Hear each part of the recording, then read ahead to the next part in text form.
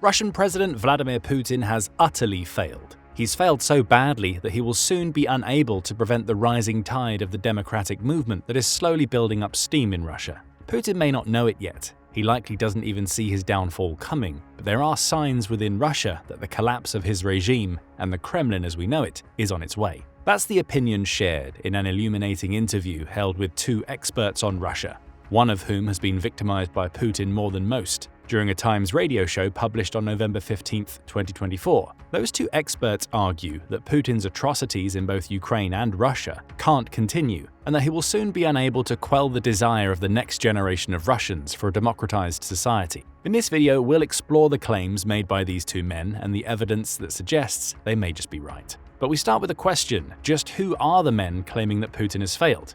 In November, Times Radio sat down with Bill Browder and Vladimir Kara-Murza. Both are critics of the Kremlin and staunch supporters of encouraging democracy within Russia. Browder expresses his support by pushing for sanctions against Russian individuals he believes are contributing to Putin's war crimes, as well as promoting events such as the Magnitsky Awards. The duo's conversation with Times Radio took place on the 10th anniversary of these awards, which exist to recognize the contributions of journalists, activists, and politicians in the field of human rights. Putin hates these awards. However, as interesting as Browder's work may be, it's Kara-Murza who has felt the impact of Putin's regime more directly. At the time of the interview, he had not long escaped a 25-year prison sentence in Russia, a sentence he received because he was willing to stand against Putin. Kara-Murza was only free because of a prisoner exchange the US and Germany carried out with Russia. And even though he is now away from the clutches of Putin inside his own country, he knows full well that the Kremlin's eyes are still on him. Kara-Murza is a man who has been poisoned by the Kremlin on multiple occasions, the first time occurring in May 2015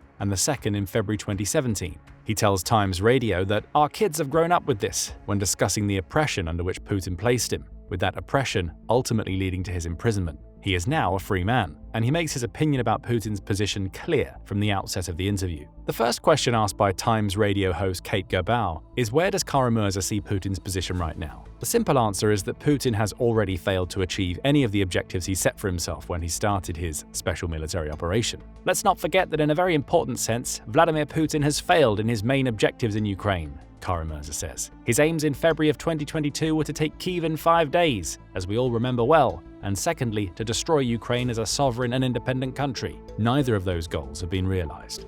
Starting with the initial invasion, Putin showcased his tactical ineptitude immediately. Russia should have succeeded in taking Kyiv in 5 days. Russia's military numbers exceeded Ukraine's by several times, yet Putin failed to take full advantage. As the Center for Strategic and International Studies points out, the initial Russian invasion failed on multiple levels. Terrible logistics and planning scuppered Putin's forces, resulting in his initial frontline troops struggling to get their hands on the fuel and munitions they needed. That initial offensive was also plagued by assumptions. Putin assumed Ukraine would roll over. He also assumed the West would do little to stop him. Both of those assumptions proved false, particularly the first. Ukraine fought back bravely and pushed the Russians away from Kyiv. Western support then flooded in, showing that dozens of countries stood opposed to Putin's actions. If anything, this was a sign that Putin had lost from the start. Even if he managed to take Ukraine, he would have done so in a geopolitical climate that would be opposed to his version of Russia for as long as he ruled it. Of course, Putin hasn't taken Ukraine. As Kara-Murza points out, the Russian leader's initial failure to take Kyiv in 5 days has been compounded by his special military operation lasting for nearly 3 years at the time of this interview. That war of attrition has cost Russia dearly. Ukraine's Ministry of Finance claims that Ukraine has killed or wounded almost 750,000 Russian soldiers and overseas mercenaries, along with taking out over 9,000 of Putin's tanks and over 1,000 of his anti-aircraft guns.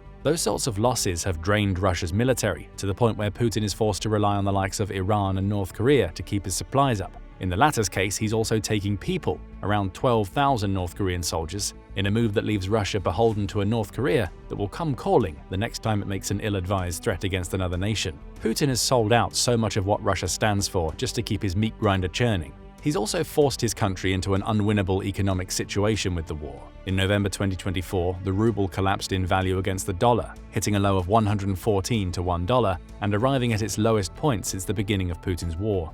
The situation got so bad that Russia's central bank was forced to stop all foreign purchases of domestic currency for the rest of 2024 just to prop up its ailing currency. And it gets worse. As the Atlantic Council points out, Russia's base interest rate is at 21% as of October 2024, and it's dealing with rampant inflation that puts the country's economy in danger of overheating. All of these problems stem from Putin's ill-advised decision to invade Ukraine. We come back to Kara-Murza's points. Putin has already lost. Even if he somehow manages to overcome Ukraine in the future, he's lost because what should have taken 5 days will end up taking around 3 years at best. He's also lost because his determination to see his will become reality has crumpled his country. Russia's economy is in tatters, its military is running on fumes, to the point where Russia is desperately relying on other countries to provide weapons and equipment. And he's also lost in another major way. Putin's failures resulted in foreign troops entering Russia for the first time since the Second World War. There are foreign troops on actually legally recognized and internationally recognized Russian territory, which, as you know, is much more than a slap in the face, says Kara-Murza. It's a public humiliation for any dictator.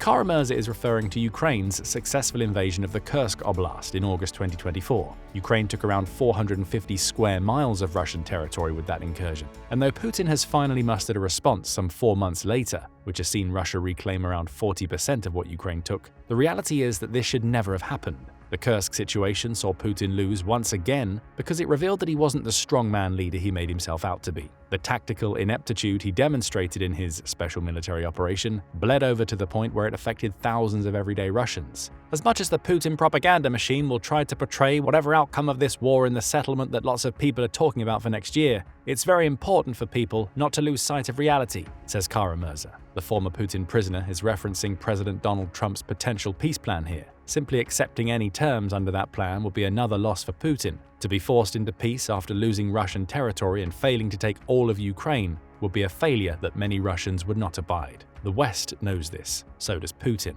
That's why Russia's leader is so desperately trying to quell any opposition against him, in a vain bid to prevent his government's collapse. Take his efforts to shut down everybody who supports the Magnitsky Justice campaign as an example. You may remember that we mentioned that the Times radio interview with Kara-Murza took place on the 10th anniversary of the Magnitsky Awards. Those awards and the justice campaign behind them were co-created by Bill Browder. The organization managed to force through the Magnitsky Act, which the US signed into law in 2012, and was initially designed to punish Russian officials who were responsible for the death of Russian tax lawyer Sergei Magnitsky when he was in prison in 2009. Putin hates the Magnitsky Act and all who support it.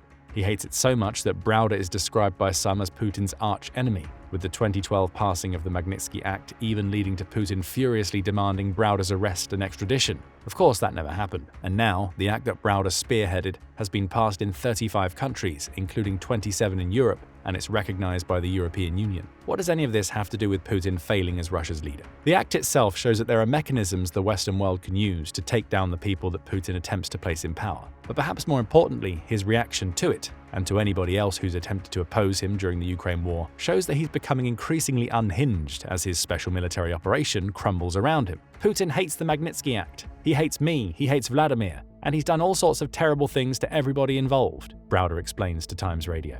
And it's those types of terrible things that gives us another sign that Putin has lost and his control over Russia is slowly slipping. Browder pushed the Magnitsky Act through because Putin was likely responsible for killing Sergei Magnitsky. There have been many killings since. Strange deaths inside and outside of Russia have abounded since Putin started his special military operation. There's even a term for what's happening: sudden Russian death syndrome. As Euronews reports, several high-powered Russian executives and political playmakers have all found themselves on the wrong side of Putin's murderous ambitions. Take Ivan Pechorin as an example. One of the head honchos at Russia's Corporation for the Development of the Far East and Arctic, Pechorin died after suddenly falling off his luxury yacht in the Sea of Japan in September 2022. So what, you might think? That sounds like an accident. That's what Putin wants you to think. Former Moscow Aviation Institute head Anatoly Gerashenko died after supposedly falling down a set of stairs. Ravel Maganov, who was the chairman of one of Russia's largest private oil companies, Lukoil, died 2 weeks after Gerashenko, this man being the victim of an unfortunate fall out of a hospital window.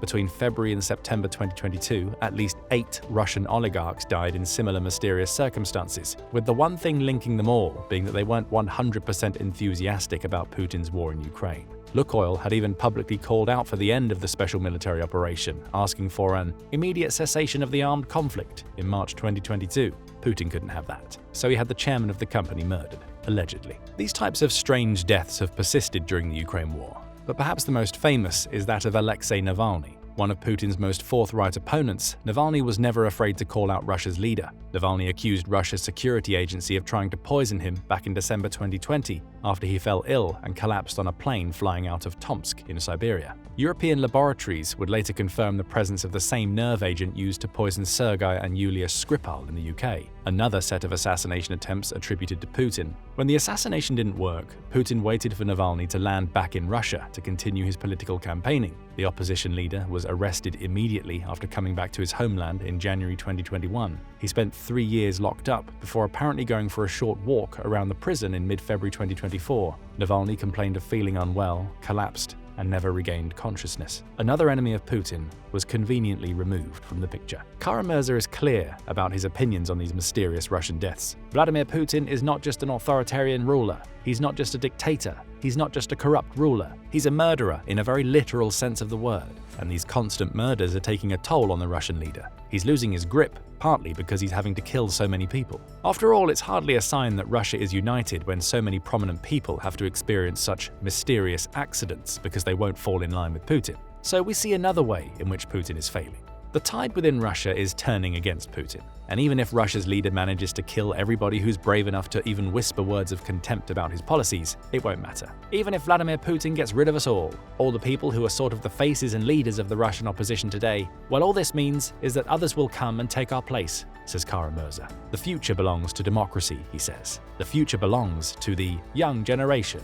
Those proclamations led Gerbau to ask Kara-Murza just how much support for the collapse of Putin and his regime exists in Russia. That's an impossible question to ask about an authoritarian repressive dictatorship where people are in prison for expressing their opinion, the former Putin prisoner points out. And he's not wrong. Kara-Murza tells the story of a man named Yuri Kavet who received a 5-year prison sentence from Putin simply for responding to a pollster's question that he's against the war in Ukraine. When I speak before Western audiences and somebody invariably asks you, but why do opinion polls show such high support for Putin in the war? I don't quite know if the person asking that question is serious or not, he says. The implication is simple. The average Russian is far too scared to share what they really think about Putin's war. That's proven by the low response rate to pollsters' calls, according to Kara-Murza. The response rate now sits at between 5 and 7%, meaning over 90% of people refuse to say anything, and for very good reason. In other words, Putin's opinion polls showing how much support he has are all faked. So the only true signs we get of what Russian people think about Putin come in little snippets, and it's the younger generation that Kara-Murza mentions that are trying to take as much of a stand as they can. Al Jazeera reported back in March 2023 that some Russian teenagers are getting themselves arrested for sabotaging railways and sharing anti-war memes on social media platforms. All tiny acts of rebellion, but enough to show us that there's a clear anti-war sentiment brewing among Russia's youngest people. It's no coincidence that these youngsters are also likely to end up on the Ukraine war's front lines if Putin enacts a second round of mobilization. Russia's Gen Z population recognizes Putin's propaganda for what it is. Al Jazeera conducted interviews with several Russians in their late teens and early 20s to demonstrate this. Jasmine, aged 21 and living in Moscow, said, "You don't know when your friends and family will be taken away for mobilization. Relatives of friends are already dying on the front." Another youngster named Kim says that their family left Russia for the US soon after Putin announced his war, with 20-year-old Yuri of Tbilisi saying, "The war is wrong, a political theater where human life is worth nothing." Again, little insights into the mindsets of Russia's young. But those insights show us that the propaganda Putin has relied on for so long is failing him when it comes to keeping the younger generation of Russians in check. Even a dictator can't stay in power if he's forced to persecute the children of those he's fooled into keeping him there. And there are other signs that Putin is losing support of Russia's people. Take Boris Nadezhdin as an example. An anti-war politician, he went on a campaign to collect enough signatures to run against Putin in Russia's March 2024 presidential elections. Openly anti-war, Nadezhdin managed to get more than 200,000 people to turn out for him, with thousands queuing in long lines at signature collection points in Russia to get his name on the ballot. Nadezhdin should have been able to run against Putin. But wouldn't you just know it, Russia's election commission claimed that 15% of the 105,000 signatures he submitted in his candidate application were flawed, and he was prevented from running. Losing that 15% left Nadezhdin conveniently short of the 100,000 signatures he needed to run, leaving the door open for Putin to win yet another landslide election. You can rig election results, you can fake opinion numbers, but you cannot rig the images of thousands and thousands of people standing in lines to support an anti-war candidate, says Kara-Murza. Those images run counter to the picture Putin wants to paint of Russia as some massive pro-war monolith in which all people support his regime. This is a lie, needless to say, and people sort of know it's a lie, but it's very important to see this visibly, as everybody did with those lines, says Kara-Murza. So we can add the loss of the support of a large segment of the Russian population to Putin's list of failures. The signs of these losses may seem small, but as Kara-Murza points out, what we see is merely a microcosm of a much wider sentiment that runs throughout Russia. All of the ingredients are there for an uprising against the Kremlin, and Bill Browder thinks that uprising may come sooner than many of us might have thought. Speaking to Times Radio a few days after this joint interview with Kara-Murza, Browder points back to the economic issues the West has caused for Russia. He mentions sanctions, noting that Russia managed to run rings around the West by circumventing those sanctions. But even with that, the ruble is cratering and the West is growing more experienced. We need to close those loopholes. We need to clamp down on it, and I think there is now a will in the British government. But I still think a lot of capacity needs to be added. Asset freezes, such as those put in place by the US that bar most transactions involving Russia's central bank, will help. And the deeper the West leans into creating economic chaos on top of everything else that's gone wrong for Putin, Browder argues, the sooner the collapse of the regime will come. They'll only fuel the existing anti-Putin sentiment, potentially leading to an uprising against the Kremlin. Speaking about the collapse of the ruble against the dollar, Browder notes that this is something which puts Putin on the back foot. He's got to worry about whether his people are going to accept this war, and if the war is affecting them, which it is because of the sanctions. The war is definitely affecting the average Russian. You only need to see the figures we shared earlier about the rampant inflation and high interest rates to see that. Public sentiment is turning against Putin as a result. He doesn't want to get thrown out by his own people, Browder claims. If he does get thrown out, what happens to him? He goes to jail and he probably dies, and he's a man trying to desperately avoid that consequence. But it's a consequence from which he might not be able to run for much longer. Kara-Murza concludes by saying Russians are responsible for changing Russia. What's very important to state is that change in Russia can only come from the inside. It's not going to be brought on by anybody, by any American president or any other foreign leader. Only Russian citizens in Russia can change the situation. Putin's many losses have set the stage for that change. But what do you think about the state of Putin's Russia? Are Browder and Kara-Murza right by saying that the end of Putin's regime is coming? Or will Russia's leader manage to survive his many failures, even as every new day takes him further away from achieving his initial objectives in Ukraine? Share your thoughts in the comments, and thank you, as always, for watching the video. Now go and check out Russia's countdown to collapse begins, or click this other video instead.